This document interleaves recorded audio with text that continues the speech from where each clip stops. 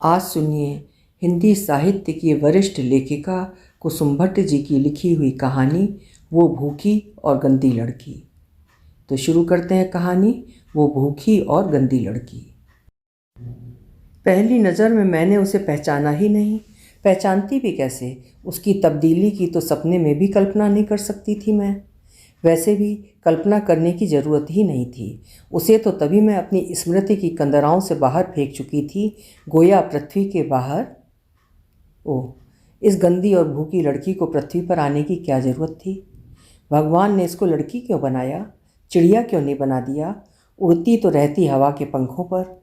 मैं मन ही मन भगवान से लड़ती। तुम बुरे हो, इस नर्मदा को मछली ही बना देते, जल में तैरती कहीं भी किसी लहर के साथ। इसे वहाँ कोई टोकने वाला थोड़ी ही ठहरा था। मासूम बचपने में जाने कहाँ कहाँ से कल्पनाएं दौड़ी चली आती हैं। ऊल जलूल विचारों के फंदे उलझते भी थे। मैंने दादी से पूछी थी बात। दादी बोली थी, भगवान अपनी मर्जी से थोड़ी किसी जीव की काया बनाते हैं, वो तो उसके कर्मों के अनुसार ही भेजते हैं धरती पर। धत, मेरी समझ के परे थी बातें, पर कुछ तो होगा ही। नर्मदा का घर पहाड़ की अंतिम सीढ़ी पर और हमारा गांव चोटी पर। हमारे गांव के लोग कूड़ा करकट पहाड़ी से गिराते, मुझे लगता वहीं गिरेगा। हम चोटी पर थे, गांव, घर, परिवार, बुद्धि, विद्या, धन, वैभव, नियति में। और ये भाव मेरी नन्ही छाती में धड़कता भी था, जिसे मैं अपने बाल साथियों से जता भी देती। नर्मदा जैसे मुझे फटीचर दिखती, उसका जंगल के पास खड़ा घर भी दिखता दयनीय हालत में, गोया अपनी उधड़ी हुई सीवन देख लजा रहा हो। भयावह जंगल के पास अकेले उस घर को देखकर दिन में डर लगता, जाने कैसे रहते थे वे लोग। नर्मदा से मेरी मुलाकात पहले पहल मेरे घर की नीमदारी में हुई थी। 9-10 वर्ष की बौनी और थुलथुली सी लड़की पुरानी सी जंगली फ्रॉक पहने आई तो मेरी नज़र उसके पेट पर गई थी, जहाँ से उसकी नाभि दिखने लगी थी और पेट का कुछ हिस्सा। उसके बंदर के मुंह जैसा लाल और चौड़ा सपाट चेहरा, उस पर चपटी नाक, बिंदी जैसी आँखें जिसकी कोरें पकी रहती। वो अपने बाबा के साथ मोटा अनाज, झंगोरा, कोदो लेने आई थी। उसके बाबा के हाथ में टाट की बोरी थी, उसके हाथ में एक फटी धोती का टुकड़ा। दादी ने कुठार से बोरी में कोदो भर दिया तो उसने धोती फैला दी थी जमीन पर। दादी धोती को देखकर उसे डांटने लगी थी, ये छलनी कहाँ से उठा लाई छोरी, पहाड़ी पर फसल उगाएगी। उसकी खोपड़ी में हल्की सी चपत मारकर दादी ने अपनी पुरानी धोती फाड़कर एक एक पाथा गिन 4 पाथा से उसकी कुठरी बांधकर उसकी छोटी सी खोपड़ी पर रखा तो नीचे झुक गई, गोया पहाड़ के नीचे दब रही हो। उसका बाबा पहले ही सीढ़ियाँ उतर चुका था, उसे बैल भी ले जाने थे। नर्मदा खुद को बोझा सहित संभाल रही थी। थोड़ा कसमसा वो बोझे का संतुलन सिर पर बिठा देगी। तभी माँ शी शी करते चूल्हे से तत्काल निकाली अधकच्ची रोटी लेकर उसकी छोटी सी हथेली में रखने लगी थी। खा ले नौनी, भूख लगी होगी। कोदो की मोटी रोटी पर लहसुन धनिया की चटनी की खुशबू उसकी नाक में घुसी तो उसकी भूख दुगने वेग से जागने लगी। वो खड़े खड़े टुकड़े तोड़कर मुंह में ठूंसती गई। नीचे से उसका बाबा फटे बांस के स्वर में चिल्लाने लगा था, कहाँ ठहर गई तू छोरी, देख तो बैल रस्सा तोड़ाकर भाग गए। बैठ कर खा ले, मैंने आंखों से इशारा किया। उसने खड़े खड़े ही मुंडी हिलानी चाही, जो पहाड़ के बोझ तले दबी ठस ही रही।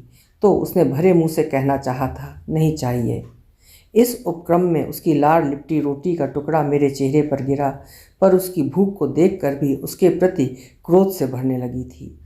मैं सोचने लगी थी, थोड़ी देर वो और ठहरी तो गोया पृथ्वी अपनी धुरी पर घूमना बंद कर देगी, यूं की गड़बड़ा जाएगी सृष्टि की व्यवस्था। हे विधाता, तुम सचमुच बुरे हो। मैं उसके सामने खड़ी उससे चिरौरी करने लगी थी, बैठ जा थोड़ी देर। वो दौड़ती ही रही, कभी बकरियों के पीछे जंगल खेत, कभी घास लकड़ी काटने जंगल जंगल ढंगारों पर, कभी खेत में बैलों के आगे पीछे, बीजों की तुम्बी लेकर ढगारों पर हरी घास के पीछे लपकते हुए। उसे गिरने मरने का भय ना हुआ कभी। उसकी नियति रही 7 भाई बहनों में बड़ी जो हुई, तो कठिन काम उसे ही करना था, नहीं करती तो भूख उसे निगल जाती। पता नहीं वे लोग इतने गरीब क्यों थे। बाबा और माँ दोनों मुंह अंधेरे से लेकर आधी रात तक जुटे रहते, कभी खेतों में पानी देना, कभी चांदनी रातों में फसल काटना, फिर भी पेट नहीं भरता था पूरा कमबख्त। मैं उसे देखती हूँ, घड़ी पर टकटकी लगाए और स्मृति की डगाल मुझे झुलाने लगी है, ऊपर नीचे। और बाघ का जबड़ा मुझे देखने लगता है, उसके जबड़े में फंसी बाबा की टांग, पीठ पर भय की लहर दौड़ने लगी है। दोपहर में बाबा हल जोत रहे थे, तभी बाघ उसके सामने झाड़ी में तंगला की पत्ती की टूंगती बकरी पर झपट्टा मारने लगा। बाबा दौड़े थे, हवा की मानिंद बाघ से लड़ बैठे थे। दोनों में समय के बाहर युद्ध होता रहा। अंततः जंगल के राजा ने बाबा की शक्ति के आगे हार मानकर बकरी को छोड़ दिया था। अचरज से बाबा ने देखा था बकरी का जिंदा होना। उसे अपनी टांगों पर अनगिन घाव होने का रंज नहीं हुआ था। उस वक्त जहाँ से खून की बूंदों से धरती भीग रही थी, बाबा तो अपनी शक्ति के सामने नतमस्तक था। आसपास के गांवों में बात फैली तो लोग पहाड़ के नायक के दीदार करने को आने लगे थे, लेकिन बाबा बताने में असमर्थ था। वो युद्ध भी प्रेम की तरह गूंगे का गुड़ था, या अपनी मृत्यु से साक्षात्कार करने के बाद दोबारा उसी पीड़ा को खोलना था। बहरहाल हम बच्चों की टोली की नज़र में तो नर्मदा का मूल्य बढ़ने लगा।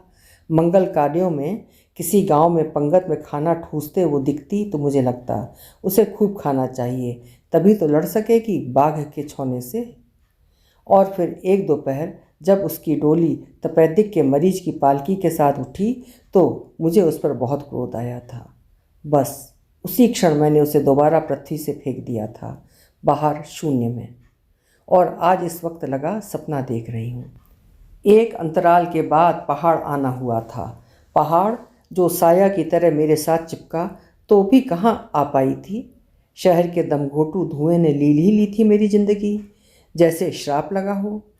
सामने हिमालय की पिघलती दृष्टि, उसके बीच सूर्योदय होना, नए सिरे से पहाड़ देखा, सामने अलकनंदा की नीली धारा और चीड़ बाग बुरांश के दरख्तों से हरियाए जंगल, आंगन में गौरैयों के उड़ते झुंड, उनकी चहचह, पुनः अपने बचपन की मिट्टी पर मुग्ध, चारों ओर अपनेपन में भीगी आवाज़ों का गिरना। वर्षों की थकान उतरती गई तो 10 बजे ही कलेवा खाकर मीठी नींद की खो में पहुंची ही थी कि ओम नमः शिवाय, जय महाकाल, मर्दाना स्वर जैसे, वो भी जोगिया जैसी ध्वनि।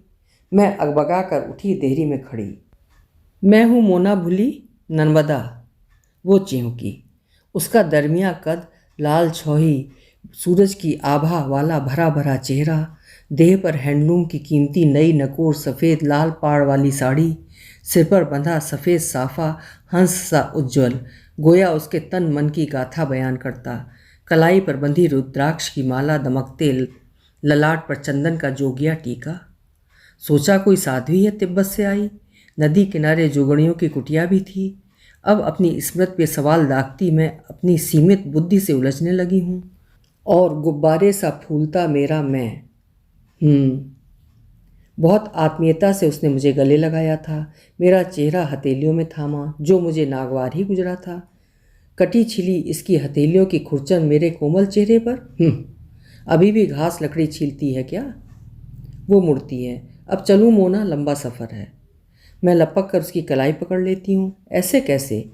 घड़ी भर बैठ कर सुख दुख न किया साझा।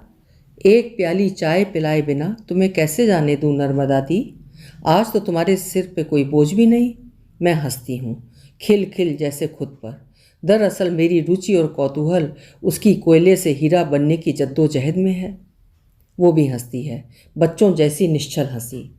न मोना, अब कोई बोझ नहीं है। बेटा जर्मनी से एक बार में ही इतना भेज देता है कि ज़रूरतमंद लड़कियों की फ़ीस देने के बाद इतना बच जाता कि सारे तीर्थों की यात्रा कर चुकी हूँ। पर खाना लकड़ी तोड़कर चूल्हे में ही बनाती हूँ। वो चाय का घूंट भरती है। 20 वर्ष में विधवा हो गई थी। 2 बेटे गोद में डालकर निपट कंगाल बनाकर चला गया वो आदमी। फिर पूछना चाहती हूँ कि कोई चमत्कार हुआ था? खेत थे रौखड़। पहले पहल बाबा ने हल लगाया, फिर मैंने हल की मूठ पकड़ ली थी। बस बाबा, मेरी ज़िंदगी मुझे ही जूझने दो। पड़ोसियों ने कभी रात में बैल खोल दिए तो कभी कुटिया के आगे मुंह अंधेरे गंदा करने लगे। वो दीवार की टेक लगाकर बैठती है। गनीमत होती भूली इतना ही सताते तो। सांझ गिरने पर भेड़िए मुझे दबोचने पर उतारूँ, फिर तो उठा ली थी मैंने कुल्हाड़ी। जाने कैसे हिम्मत आ गई।